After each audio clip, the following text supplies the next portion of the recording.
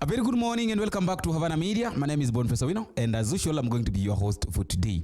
Now, let me just say this, that life moves on so fast that your absence does not make a difference. I want to tell you something that in as much as maybe you're working somewhere, let me start by that you can be working somewhere thinking that you are the best, that the company or maybe the office or your boss depends on you, that if you're not there, things cannot move on.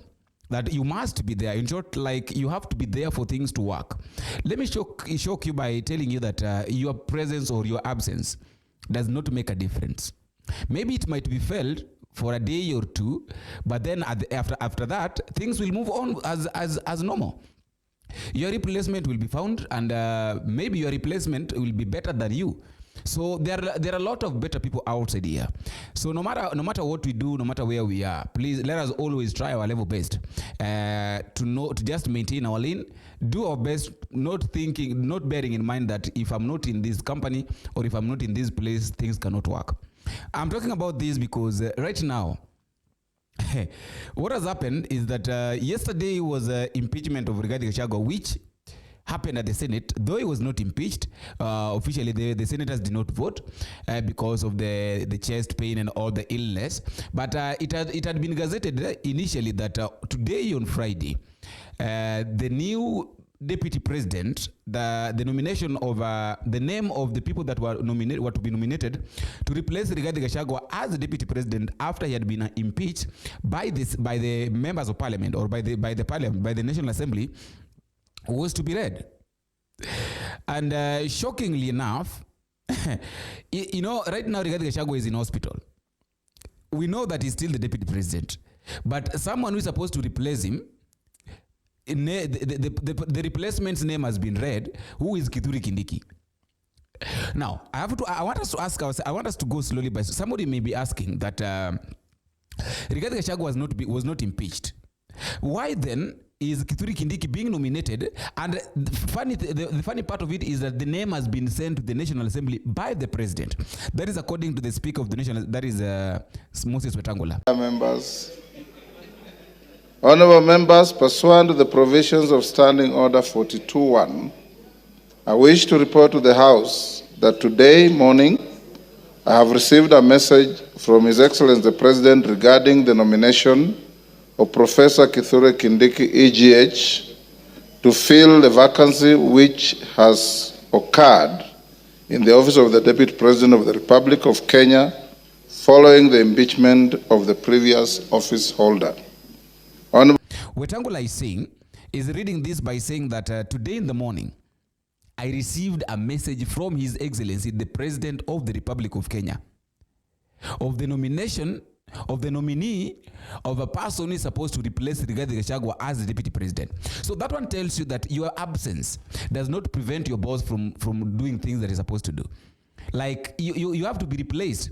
Like let us take for instance, if somebody dies in an office, a prominent person dies maybe in an office. Like let's say for instance, I'm sorry to use this example, but let us flash back to the time of the General Gola. General Gola died. It was painful for Kenyans for losing such a great man in the nation, and then we realized that after his burial, the replacement was found, and life is going on. It's like General Gola did not die, so his replacement was found, and now life is going on as normal.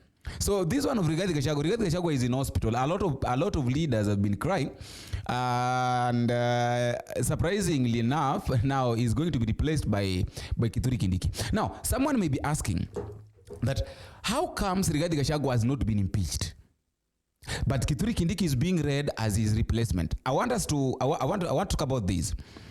I want us to take a look at what happened with Cleophas Malala.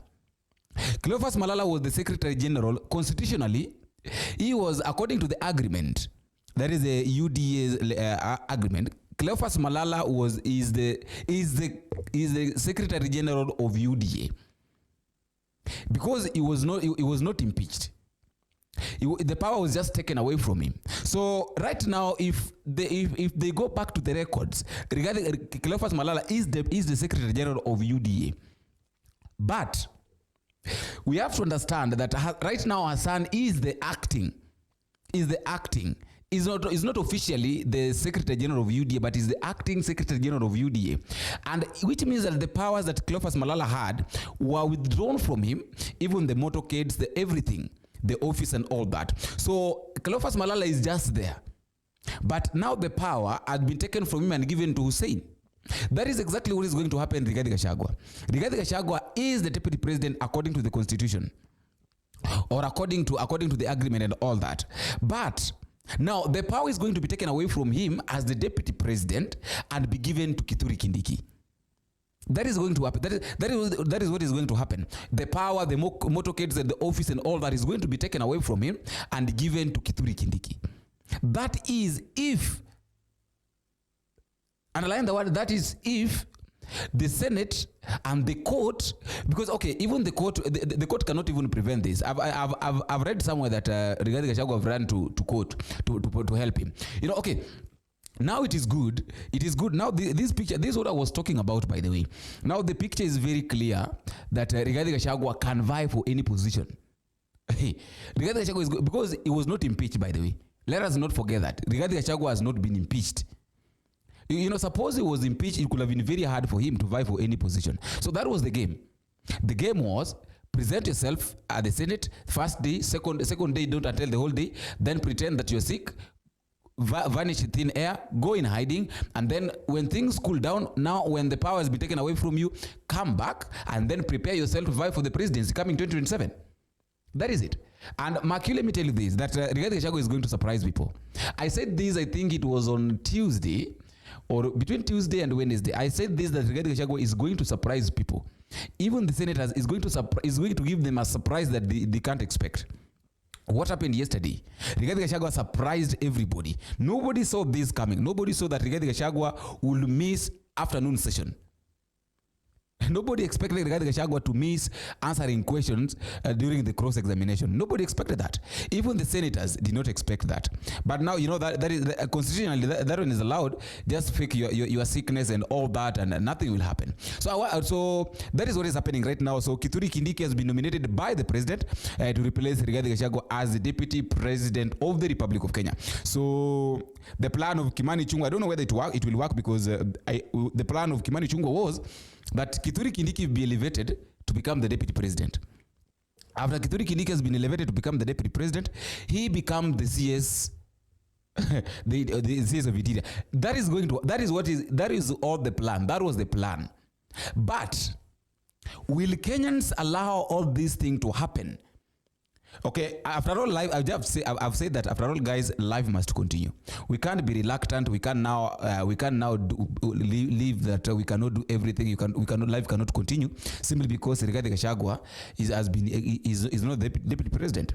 Life must continue. This has been happening. This has been happening all along. So those who are asking that the plan, what is the plan? That is the plan. William Ruto wants someone that can say yes, sir. That is a yes, because Kithure Kindiki cannot go against anything that the president will say. If the president tells Kithure Kindiki that I want us to go this left, that is where Kithure Kindiki will go. Kithure Kindiki cannot question the president. And let me tell you this, that I'm saying this once again, that Rigathi Gachagua, the deputy president, the former deputy president of the Republic of Kenya, is going to shock Kenyans with the things that we did not know that were happening in the country. That is it. Rigathi Gachagua is going to shock everybody. Rigathi Gachagua will just shock us. He'll just sit one day and wakes up and call the press and say that this, even the time of campaign, if at all Rigathi Gachagua, because I know automatically that if he will campaign for the president, maybe presidency, or maybe he will support someone coming 2027. But something is going to happen here that Rigathi Gachagua is really going to shock a lot of people.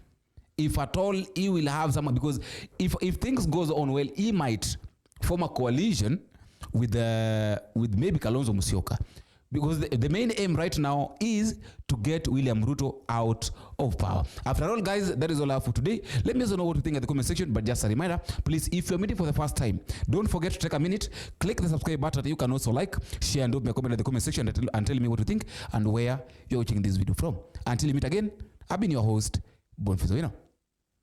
Bye-bye.